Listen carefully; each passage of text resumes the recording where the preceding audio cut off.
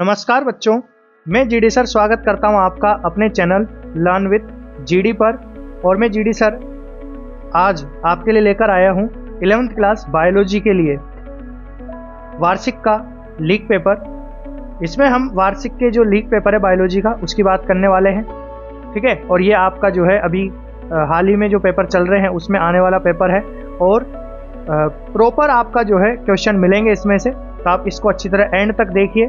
और साथ में जो है कौन सा क्वेश्चन ज़्यादा इंपॉर्टेंट और इसके जैसे और कौन कौन से क्वेश्चन आ सकते हैं उसकी भी बात करूँगा। अगर आपको वीडियो अच्छा लगता है तो आप जो है वीडियो को लाइक करें और अगर आप चैनल पर नए हैं तो चैनल को सब्सक्राइब कर लीजिए। चलिए तो हम जो है पेपर को समझते हैं। तो हमारे पहले वस्तुनिष्ठ प्रश्न आएंगे। वस्तुनिष्ठ प्रश्नों में हमारा जो पहला प्रश्न है, जीवों के नामकरण की द्विनाम पद्धति किसने दी? इसका जो साइंटिस्ट है वो आपको बताना है और बहुत ही ईजी है। Who introduce the binomial system of nomenclature, ठीक है। तो आपके लिनेस साहब ने ये जो है पद्धति दी है, आपको अच्छी तरह पता होगा, खूब अच्छी तरह से याद करवाया हुआ है आपको, ठीक है। तो आपका जो सेकंड क्वेश्चन है, मेथनोजन जीवाणु किस प्राणी के रूमेन जो है एक टाइप का पेट होता है उसमें पाया जाता है। Methanogen bacterias are found in rumen of which animal, ठीक है। तो गायों में पाया जाता है, जो दुधारू जंतु होते हैं। आपकी जरूर नहीं कि गाय आए, कोई और एनिमल भी आ सकता है। निम्न में से कोशिका भित्ति किसमें अनुपस्थित होती है? तो कोशिका भित्ति किसमें अनुपस्थित होती है? पादपों में होती है, सेलुलोज की बनी होती है। शैवाल पादपों का एक उदाहरण, इसमें भी सेलुलोज की बनी होती है। और कवक में जो है आपके काइटिन भी होती है। तो माइकोप्लाज्मा जो है आपका झिल्ली रहित ऑर्गेनिज्म है, या हम कहें कि कोशिका भित्ति, सॉरी झिल्ली नहीं, कोशिका भित्ति रहित। सेल वॉल एब्सेंट होती है इसके अंदर, माइकोप्लाज्मा के अंदर। यहाँ पर माइकोप्लाज्मा इंग्लिश में भी लिखा हुआ है। चलिए, पौधों के किस समूह को पादप जगत का उभयचर कहते हैं? बहुत अच्छा क्वेश्चन है। ब्रायोफाइटा इसका आंसर आपका हो जाएगा। Which group of plants are called amphibians of plant kingdom, ठीक है। तो आपका जो है ब्रायोफाइटा यहाँ पर हो जाएगा। फिर है द्विव निषेचन किन पादपों में पाया जाता है? तो आपके जो है द्विव निषेचन, दोहरा निषेचन जो है एंजियोस्पर्म्स में पाया जाता है। डबल फर्टिलाइजेशन ये इसका कैरेक्टर होता है। चलिए नेक्स्ट क्वेश्चन देखते हैं हम। देह गुहा जो मेसोडर्म से आस्तरित का मतलब होता है ढकी होती है, तो ऐसी देह गुहा को हम क्या बोलते हैं जो कि मेसोडर्म से ढकी होती है? देखो, सीलोम, अदेह गुहा, आभासी देह गुहा, उपरोक्त में से कोई नहीं, तो इसको हम सीलोम कहेंगे, ठीक है। और अगर मान लो कि पूरी तरह से ढकी हुई नहीं हो तो उसको आभासी देह गुहा कहा जाता है, ठीक है। और अदेह गुहा का मतलब तो उसमें जो है मेसोडर्म वगैरह टाइप की कोई चीज़ पाई नहीं जाती है। वहीं अपन बात करें नेक्स्ट क्वेश्चन की, तो नेक्स्ट क्वेश्चन है आपका, अंतःस्रावी तंत्र का सर्वोच्च कमांडर किसे कहा जाता है? तो यहाँ पर आपको ऑप्शन में दे रखा है थैलेमस, हाइपोथैलेमस, प्यूस ग्रंथि, एड्रिनल ग्रंथि। Who is the supreme commander of endocrine system, ठीक है। तो आपको देखो थैलेमस और हाइपोथैलेमस में से करना है। प्यूस ग्रंथि जो होती है उसको सर्वोच्च कमांडर नहीं कहा जाता है, इसको मास्टर ग्रंथि कहा जाता है, ठीक है। तो थैलेमस तो इस टाइप की किसी का भी जो है दूसरे नाम का क्वेश्चन आएगा नहीं। हाइपोथैलेमस जो है इसका सही आंसर होगा। चलिए, फिर ये पेशीय तंतु का क्रिया विभव कितना होता है? तो ये मैंने जो है पढ़ा रखा है। क्रिया विभव जो है आपका किस में होता है? धनात्मक तो होता है और 45 के करीब होता है, तो 45 जो है माइक्रोवोल्ट इसका आंसर हो जाएगा। एंजाइम का प्रोटीन भाग क्या कहलाता है? प्रोस्टेटिक समूह, एपोएंजाइम, कोएंजाइम या कोफैक्टर? तो ये आपको कमेंट में बताना है कि इसका सही आंसर आपका क्या होगा। ये J1 वाले टॉपिक से है। उसके बाद है C3 तथा C4 पादपों में C किसे प्रदर्शित करता है, ठीक है। तो प्रथम स्थायी कार्बन में पदार्थ में कार्बनों की संख्या, बिल्कुल यही हमारा सही आंसर है, ठीक है। In the C3 and C4 plant C present number of carbon in first stable product. फिर हमारे यहाँ से खालिस्तान चालू हो जाते हैं। पुष्पीय अक्ष पर फूलों के लगने को क्रम को हम क्या कहते हैं? तो इसको पुष्प क्रम कहा जाता है और इंग्लिश में जो है इसको फ्लोरोसेंस, जहाँ तक मेरे को पता है फ्लोरोसेंस बोलते हैं। राइजोफोरा में मूले कौन सी टाइप की, फोरा में मूले किस टाइप की पाई जाती है ये आपको बताना है यहाँ पर। तो इसमें शोषण मूले पाई जाती है और roots are found in Rhizophora, ठीक है। रेस्पिरेटरी रूट्स आप इसको लिख सकते हो, इसका एक पर्टिकुलर नाम भी है। आगे चलिए, मेंढक का लार्वा क्या कहलाता है? मेंढक का लार्वा टेडपोल कहलाता ही है, तो आप इसको आंसर लिख देंगे। Larva of frog is called tadpole, ठीक है, टाइप होता है ये लार्वा का।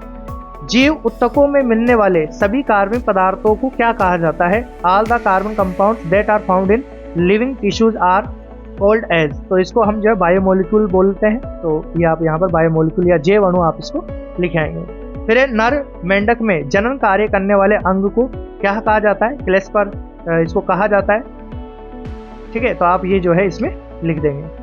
चलिए उसके बाद है विनिमय बिंदु पर समजात गुणसूत्रों द्वारा एक्स आकार की जो संरचना बनाई जाती है उसे क्या बोला जाता है, उसे काइजमेटा बोला जाता है। तो ये भी आपका इजी सा है, हो जाएगा। खालिस्तान को कोशिका की ऊर्जा मुद्रा कहते हैं, तो ये तो आपने जो है बचपन में ही पढ़ा हुआ है।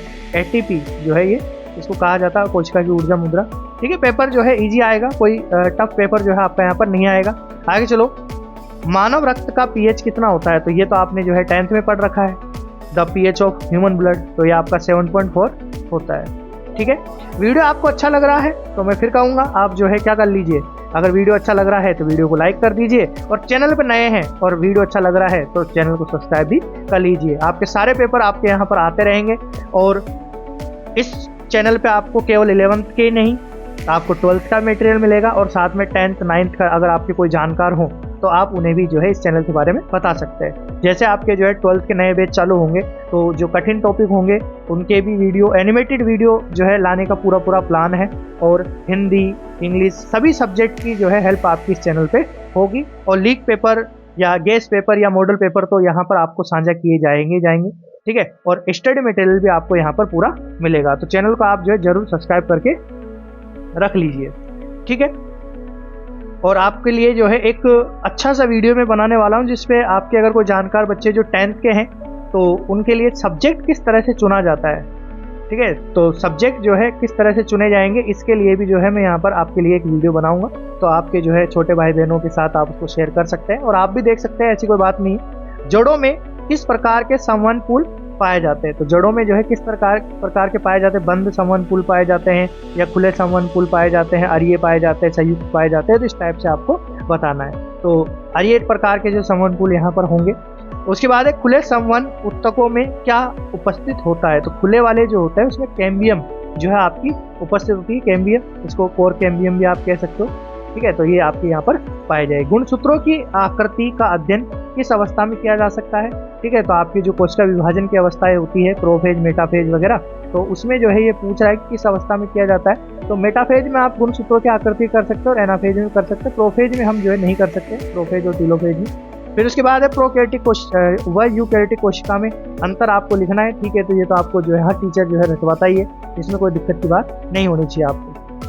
आगे है मीजोसोम क्या होते हैं, मीजोसोम आपको यहाँ पर बताने हैं कि मीजोसोम्स क्या होते हैं, तो आप बता देंगे। मीजोसोम्स जो है गुणसूत्र से संबंधित भाग होते हैं। आगे है कोशिका अंगक जो केवल पादप कोशिकाओं में पाए जाते हैं, वो कौन कौन से हैं, केवल पादपों में क्लोरोप्लास्ट पाया जाता है। रुबिस्को क्या होता है, राइबोलोज बिस्फोस्फेट कार्बोक्सिलेज एंजाइम को बोला जाता है। श्वसन गुणांक क्या होता है, श्वसन गुणांक जो हमारे ग्लूकोज वगैरह होते हैं जब इनको तोड़ा जाता है तो ऑक्सीजन के रेस्पेक्ट में कार्बन डाइऑक्साइड कितनी निकलती है, तो उसका जब अपन अनुपात निकालते हैं उसी को जो रेस्पिरेटरी क्वाड्रेंट या श्वसन गुणांक कहते हैं। इसके बाद पादप वृद्धि नियामक, तो उसे क्या किस नाम से जानते हैं, पादप की ग्रोथ रेगुलेटर किस नाम से होता है, हार्मोन के नाम से इसको जाना जाता है। ठीक है, तो हार्मोन, और अगर ये यहाँ पर आपसे पूछ ले कि वृद्धि हार्मोन, और वृद्धि हार्मोन आप ऑक्सीजन जिब्रेलिन लिखेंगे, और रोकने वाला अगर हार्मोन पूछे तो आप वहाँ पे जो है एब्सिसिक एसिड आप लिखे आएंगे। ठीक है, फिर ज्वारीय आयतन क्या होता है, ये आपके श्वसन वाले चैप्टर से है ही।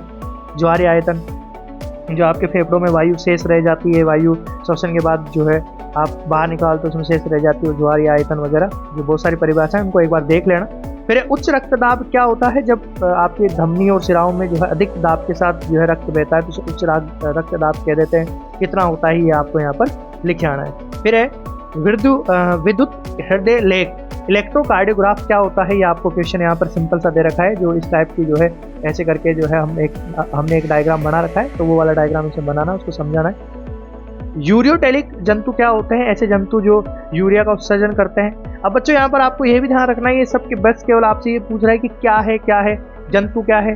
ठीक है, ये पूछ रहा है, तो इसका मतलब आप ये नहीं है कि आप एग्जाम्पल नहीं लिखेंगे, आपको एग्जाम्पल तो कॉम्प्लीमेंट्री में फ्री फोकट में लिख के आना है।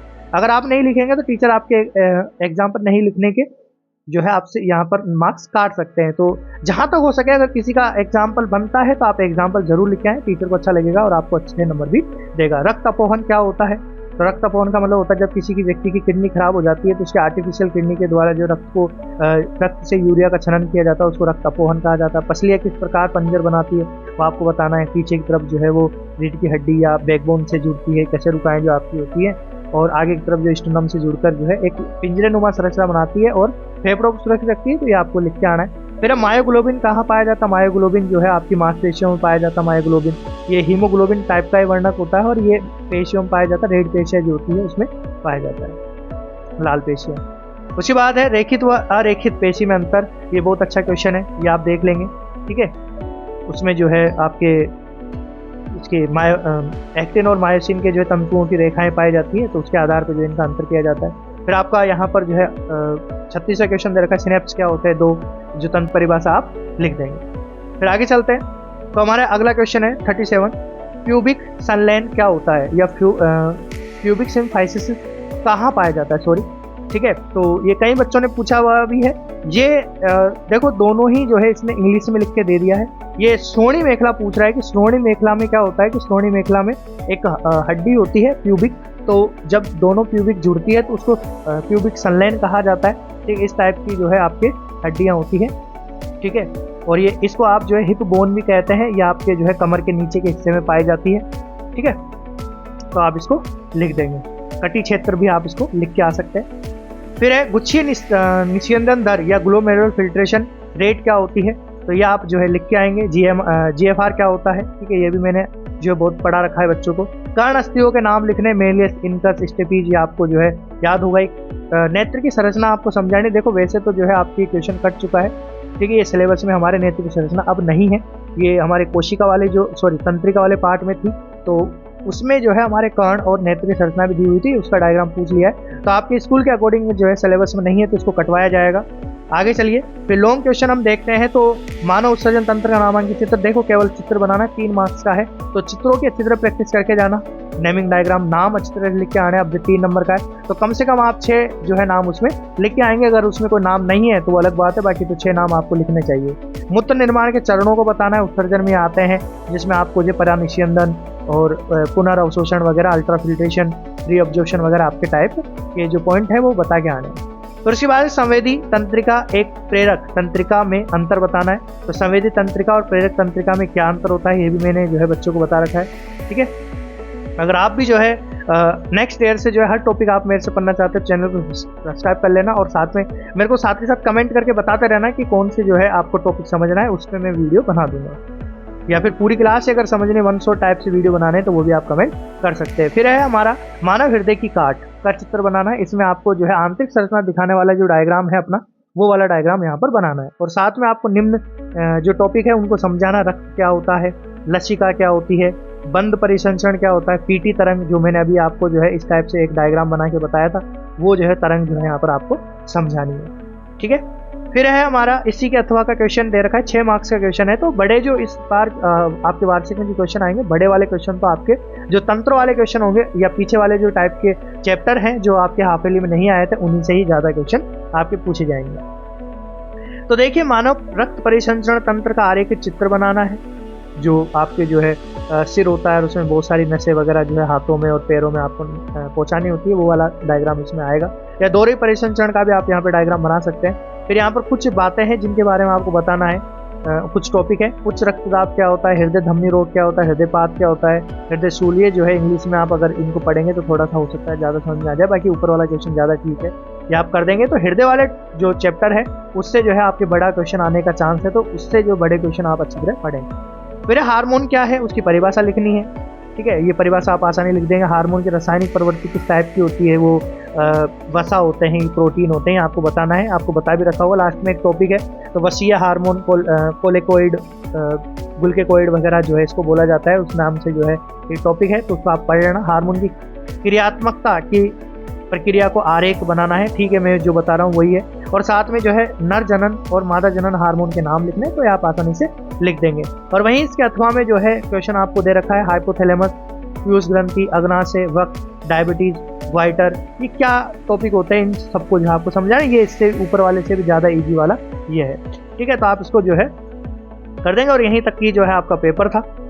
तो ये आपका होता है। और मैं आपको कुछ बातें बताना चाहूँगा। तो यहाँ पर आप बातें क्या ध्यान रखेंगे, तो यहाँ पर आप बातें ये ध्यान रखना, लास्ट के जो चैप्टर्स हैं उनको आप थोड़ा अच्छी तरह से पढ़ के जाना। उनके डायग्राम्स जो है आपको लास्ट के चैप्टर के देखने। आपने देखा होगा यहाँ पर पादपों वाले से जो है बहुत ही कम क्वेश्चन आए हैं, शुरू के चैप्टर से जरूर क्वेश्चन आए हैं, तो वो जो है आप शुरू के चैप्टर को थोड़ा कम पढ़ें। वैसे भी जो है बायो पेपर में जो है आपको अगर गैप हो भी सकता है, मिल जाए, नहीं मिल रहा होगा, तो आपको जो है इस टाइप से जो है स्मार्ट स्टडी करके जानी। स्मार्ट स्टडी करोगे तो जो आपको कम टाइम में भी अच्छा जो है टॉपिक क्लियर हो जाएंगे। ठीक है, तो वीडियो को देखने के लिए आपका बहुत बहुत धन्यवाद। और अगर वीडियो अच्छा ही लग गया तो चैनल को सब्सक्राइब कर लीजिए, और अगर जो है आपको अच्छा लगा वीडियो तो लाइक भी कर दीजिए। ठीक है, मिलेंगे अगले वीडियो में। बहुत बहुत धन्यवाद आपका।